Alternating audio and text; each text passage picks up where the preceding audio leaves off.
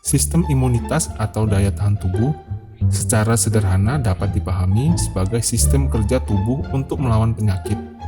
Sistem ini melindungi tubuh dari serangan organisme atau kuman yang dapat menyebabkan penyakit.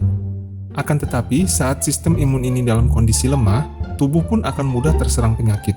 Ada beberapa langkah yang dapat menambah sistem imun tubuh kita agar tetap sehat dan terhindar dari berbagai gangguan kesehatan.